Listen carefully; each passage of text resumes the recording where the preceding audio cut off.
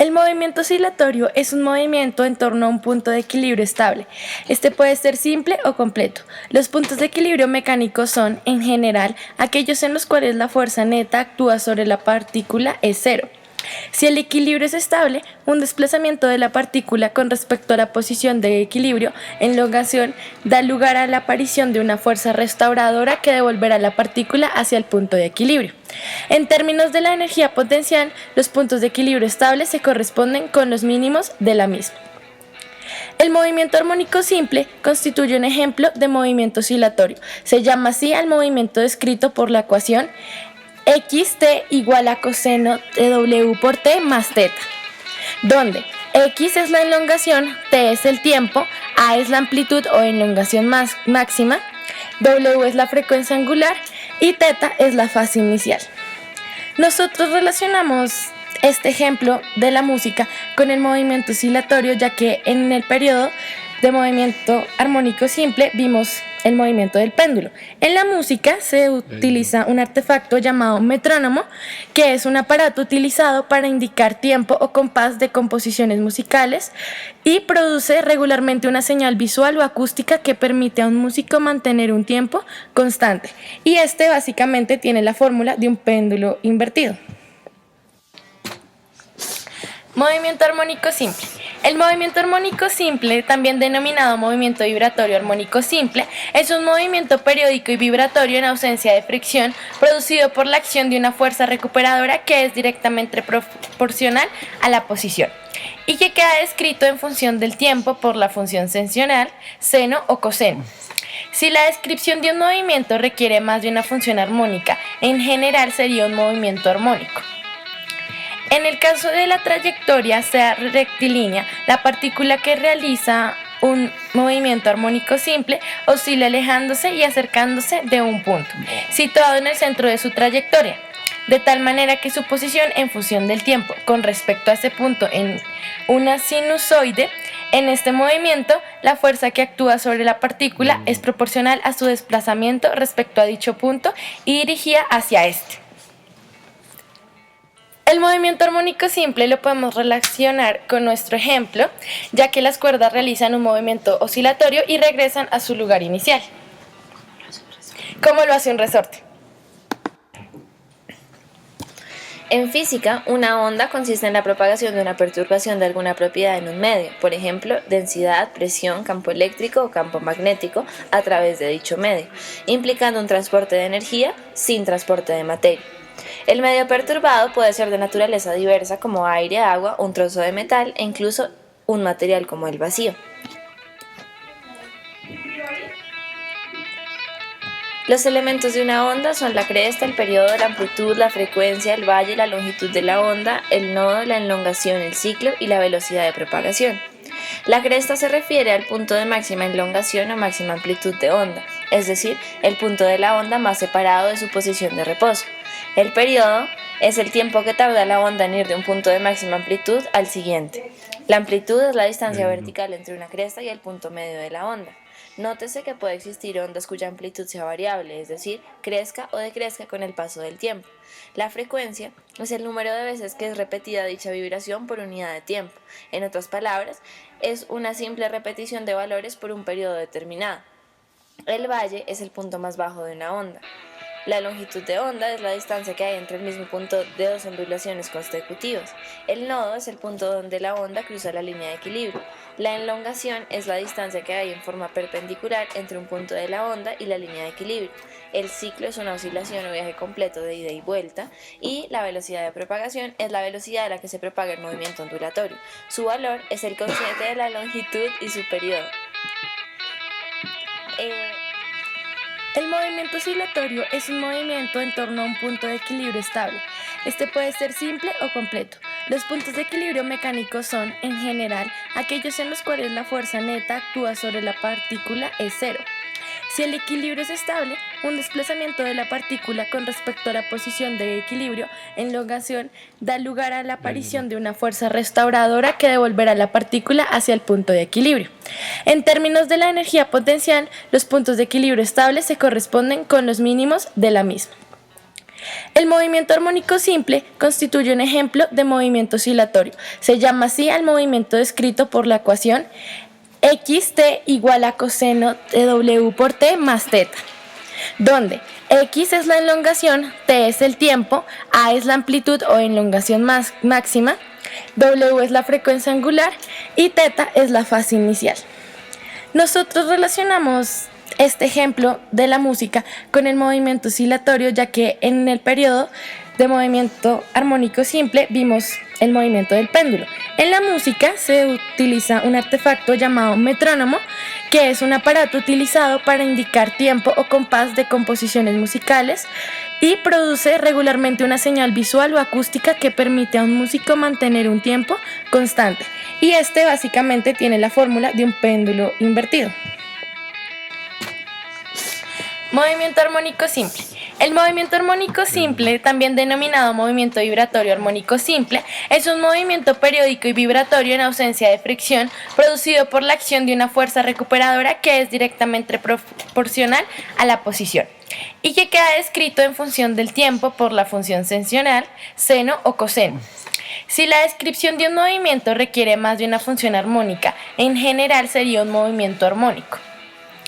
En el caso de la trayectoria sea rectilínea, la partícula que realiza un movimiento armónico simple oscila alejándose y acercándose de un punto, situado en el centro de su trayectoria, de tal manera que su posición en función del tiempo con respecto a ese punto en una sinusoide.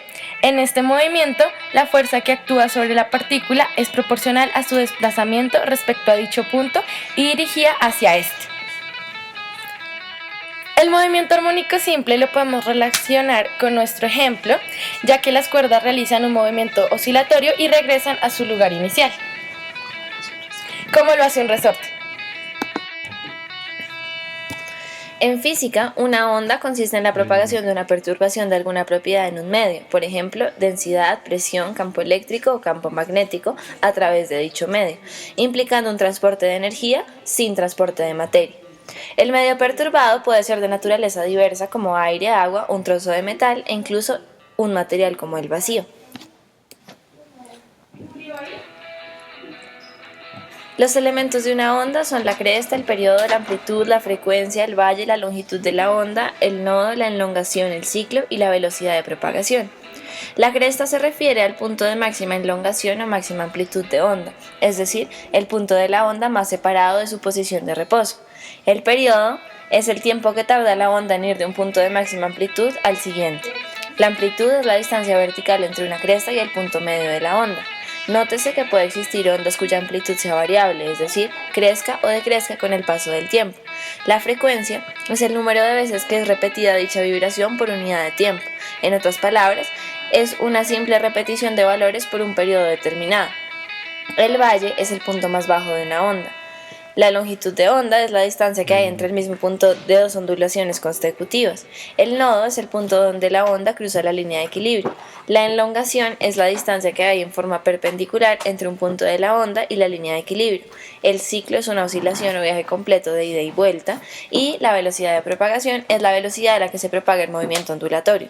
Su valor es el cociente de la longitud y su periodo. Las ondas se ven reflejadas en nuestro ejemplo debido a que lo que se produce con la guitarra es un sonido y el sonido se transmite a través del aire. Entonces, al transmitirse produce unas ondas que son las ondas sonoras que se ven claras en el video que presentamos. Las ecuaciones que utilizamos cuando nos referimos a la cinética son básicamente estas. Velocidad final es igual a velocidad inicial más aceleración por tiempo. O E es igual a E sub 0 más B sub 0 por T más un medio de A por T cuadrado. Siendo E el desplazamiento del móvil, E sub 0 la posición inicial, T el intervalo de tiempo que estamos considerando, B sub 0 es la velocidad inicial, B final es la velocidad final y A es la aceleración. Estas ecuaciones se pueden adaptar según las características concretas del movimiento que estamos estudiando. Si el móvil parte del origen de coordenadas, significa que la posición inicial E sub 0 del cuerpo es 0. En este caso, la ecuación del desplazamiento podemos escribirla así. E es igual a velocidad inicial por t más 2 medio de a por t cuadrado. Si el móvil parte del reposo, quiere decir que la velocidad inicial es 0. Al sustituir este valor en las ecuaciones anteriores, queda E es igual a 1 medio de a por t cuadrado, que es decir, velocidad final es igual a aceleración por tiempo cuadrado. Si el movimiento es uniforme, es el movimiento de velocidad constante, es decir, el movimiento con aceleración 0. Al dar valor 0 a la aceleración, las ecuaciones del principio quedan así. E es igual a velocidad inicial por tiempo y v final es igual a velocidad inicial. En nuestro ejercicio se nota claramente el uso de estas ecuaciones, porque dado que para producir el sonido necesitamos mover las cuerdas, hay una cinética, lo que significa que podríamos hallar su velocidad. La forma de onda resultante de la superposición de ondas se obtiene sumando algebraicamente cada una de las ondas senoideales que componen este movimiento complejo. Si superponemos ondas senoidales de igual frecuencia, aunque con eventuales distintas amplitudes y o fases, obtendremos otra onda senoideal con la misma frecuencia, pero con distinta amplitud y fase. Eventualmente, estas ondas pueden cancelarse, por ejemplo, si tuvieran igual amplitud, pero una diferente fase de 180.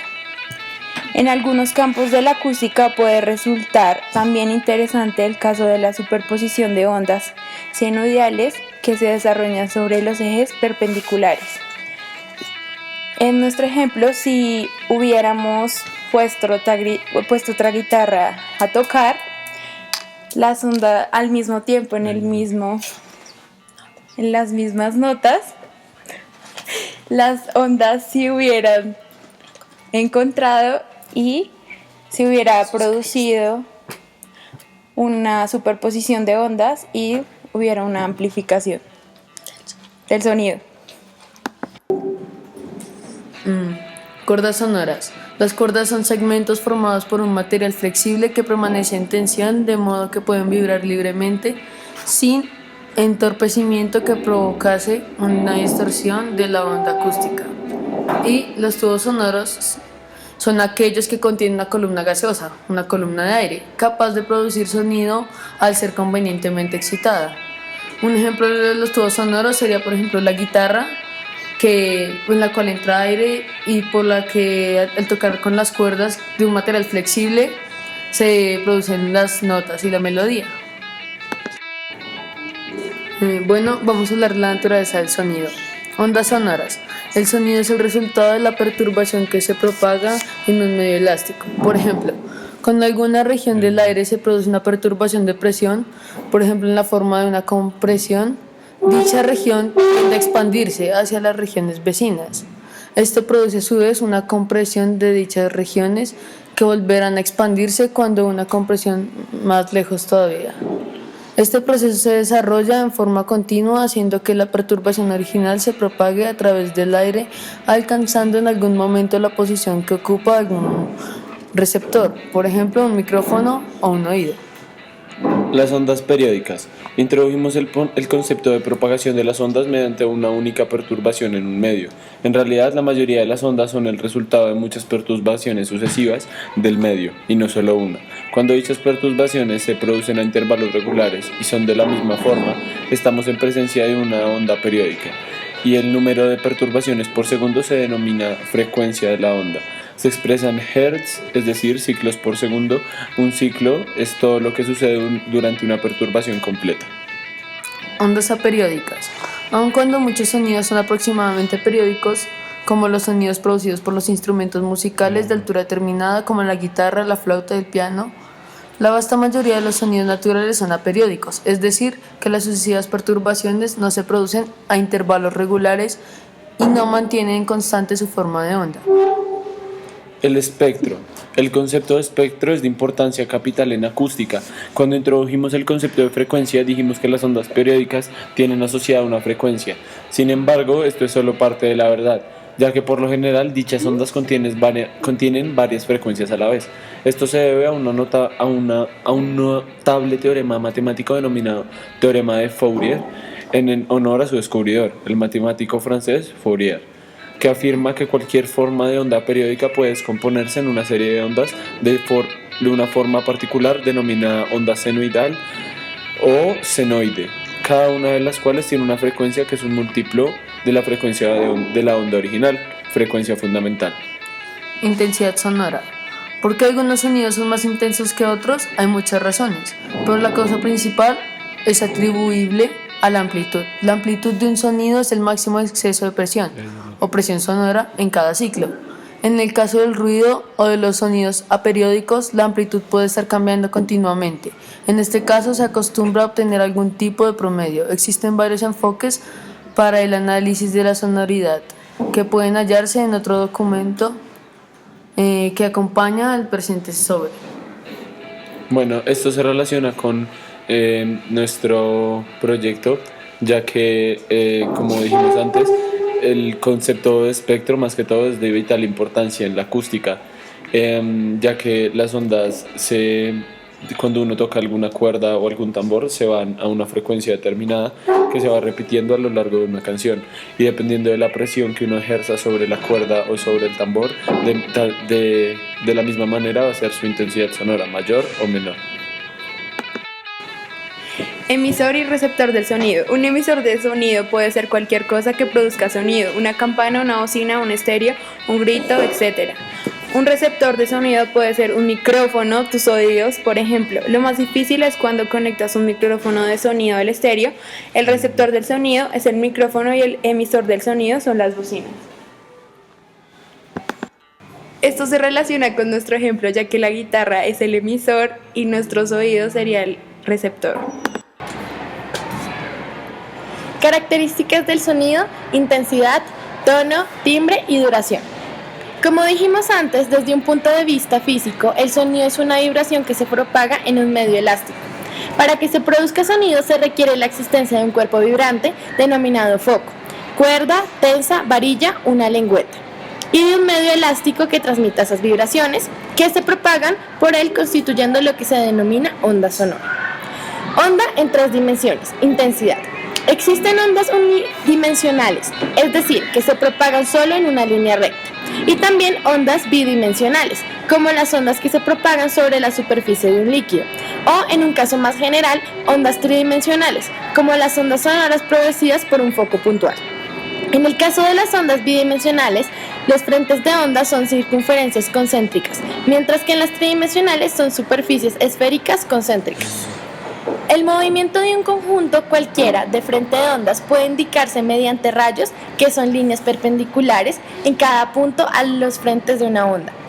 En el caso de frentes circulares o esféricos, los rayos son rectas radicales.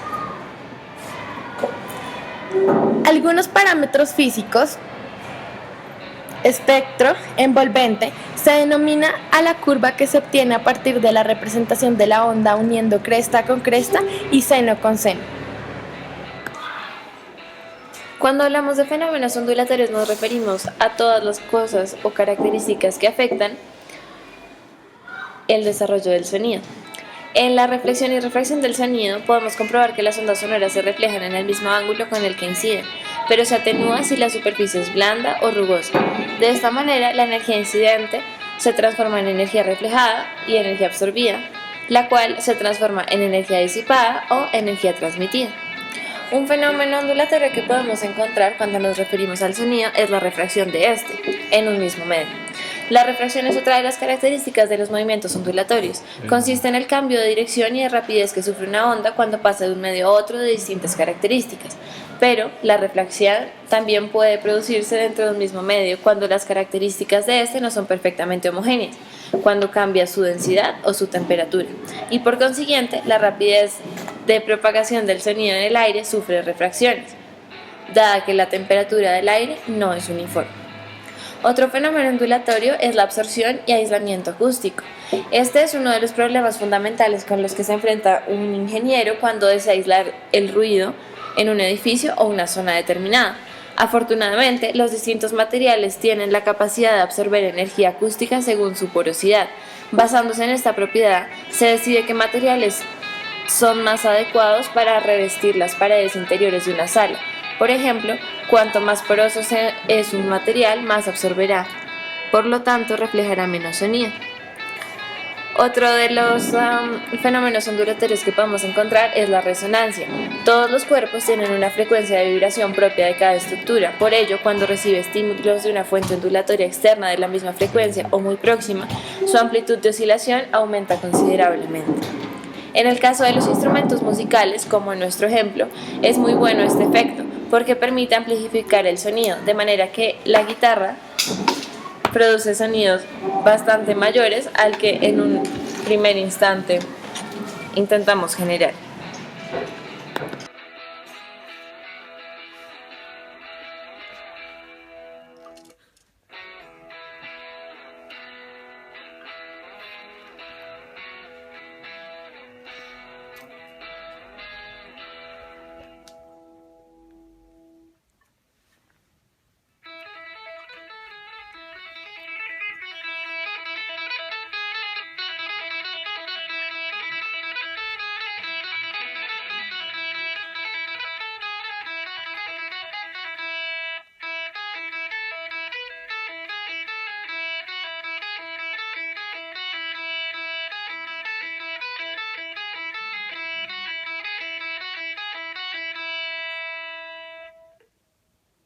Ya lo